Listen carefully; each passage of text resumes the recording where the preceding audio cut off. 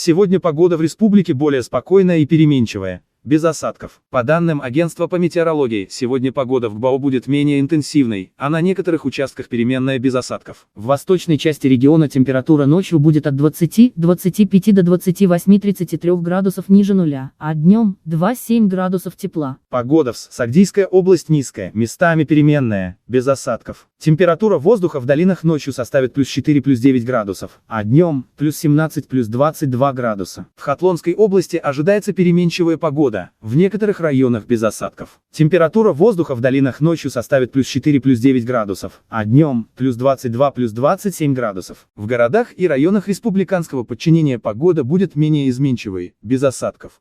Температура в долинах ночью плюс 3 плюс 8 градусов, днем плюс 20 плюс 25 градусов. Погода в Душанбе будет менее суровой, а в некоторых случаях переменчивой без осадков. Температура воздуха ночью составит 4 плюс 6 градусов, а днем 23 плюс 25 градусов.